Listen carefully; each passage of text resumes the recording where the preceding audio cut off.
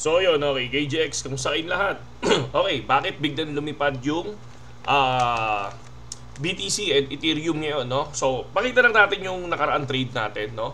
2 days ago. Okay, 2 days ago, kung mapapansin natin, nakuha yung TP1 natin, tong area na to. Yan, tong area na yan. And then, hanggang TP2 natin. Pero yung TP3 natin na 104.7, hindi niya nakuha. Pero hanggang 105 ang nakuha niya, no? From 108 to 105. So far, titignan natin kung saan tayo papasok ngayon, no? Bakit biglang lumipad yung value ni BTC ngayon, no? Kaninang kagabi, no? Kasi biglang nakita naman natin, biglang bumaba, di ba? And then gumawa tayo ng video, bakit bumagsak yung value ni BTC dahil dun sa, syempre, nag-take profit sila, no? Nung bandang June, dami nag-take profit nung bandang last week ng June, di ba? So ngayon, kung mapapansin natin, may mga bumili na naman, panigurado, ng BTC, no? Fidelity, both 184 million worth of BTC, grabe, no? Tapos ang daming bullish news, no? Pero kung titingnan natin, halos institution, no? Yung mga bumili ng tawag dito ng BTC and Ethereum, mga kapatid, no? Tapos kung mapapansin natin,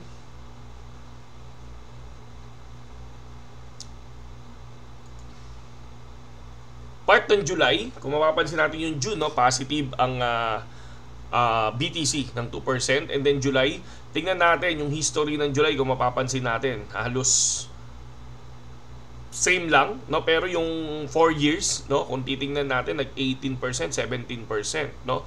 Pero wag tayo maniniwala basta-basta diyan, kasi kung titingnan nyo, etong 2017 positive, pero dito naman ng 2021 nag-negative si BTC at nag-positive 2 lang siya. O di ba 2017 nag-positive 10 siya, di ba?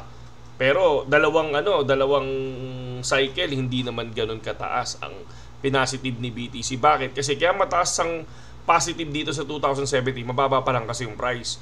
And then ngayon talagang totally tumaas na yung konti, tumaas ng 69 yung price ng 2021, and then ngayon nasa 100. So, hindi ganoon kataas ang nilipad.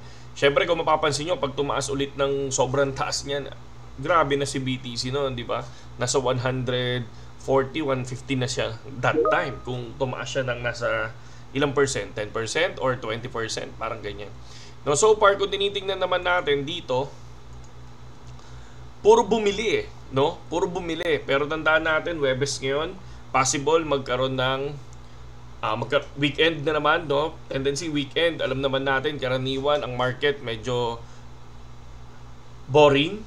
Tapos unti-unting bumababa. So, tingnan natin, simula kasi nung bumili si Michael Saylor, mga kapatid, biglang di ba?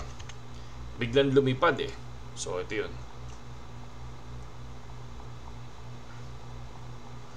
Check lang natin. Yan, Michael Saylor. Nung bumili din si Michael Saylor, ayun na, dire-diretso na lahat, no? So ano pa yung mga nakikita natin dito? So syempre, eto na naman. So okay tayo, no? Successful tayo dun sa sinabi nating babagsak yung market. Ayan, no? Bumagsak talaga siya. So kitang-kita naman. Yan, di ba? So tinitingnan natin ngayon yung mismong coin glass. Saglit lang, ha. I-check lang tayo.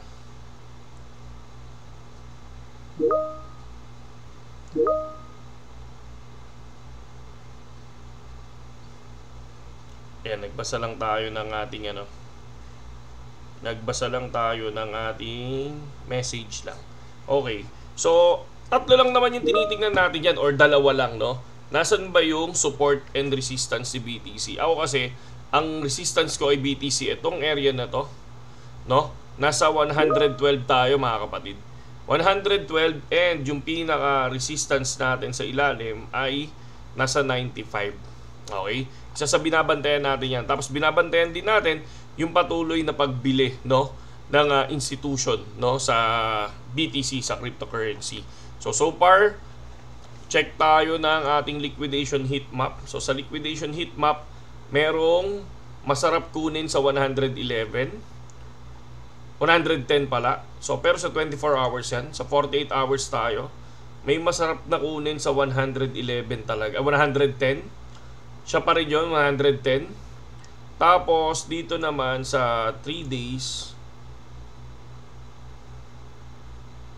110 pa rin, 110.5 ba?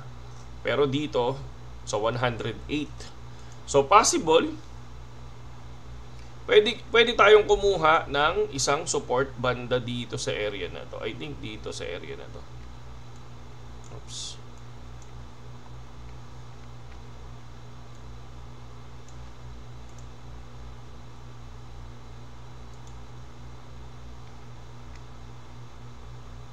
Buburay na natin yung ibang linya na yan, mga kapatid. Oops.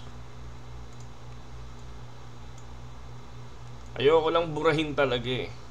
Kasi talagang gusto ko lang ng reference sa mga pinaggagawa ko. So ayan, kung mapapansin nyo, bakit ko nilagyan nito? Yung guhit na yan. So dati pa yung guhit na yan, ayun yung palatandaan ko kung kailan magkakaroon ng konting hype kay BTC. No? At tagal na yan, yung linya na yan, yung linya na to, by July talaga yan eh. So tingnan natin, etong area na to, sabi ko nga sa inyo, kung papasok ako ngayon, yan. No? Wait lang ah.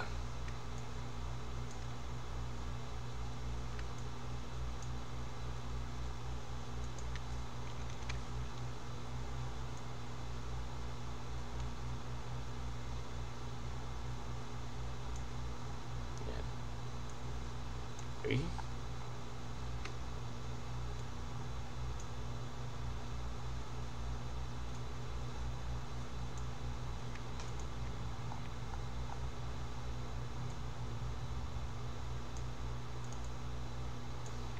Okay. Yan. Kung papasok ako ng short position, mga kapatid, doon ako sa 109,700. So yan, 109,700. 109,700 na lang natin. Yan. Diyan ako papasok ng 109,700 and magtitipi ako syempre ng 110,400.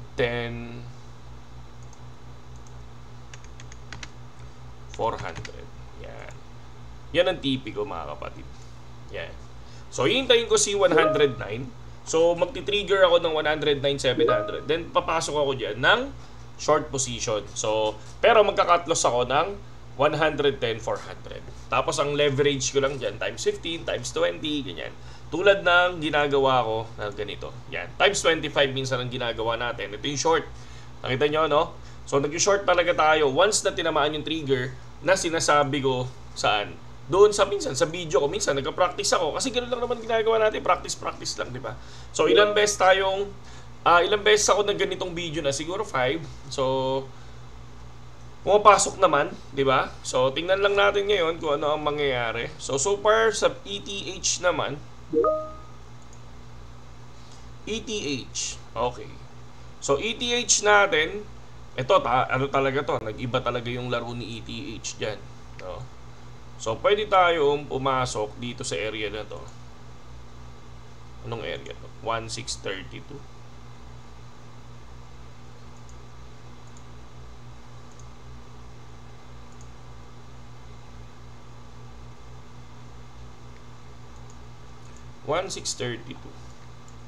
Tapos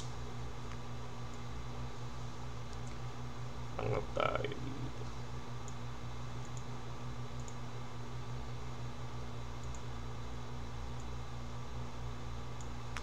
Yang area na yan. Dito sa 1630, 267. Sa 267 mag-e-entry ako ng 2607.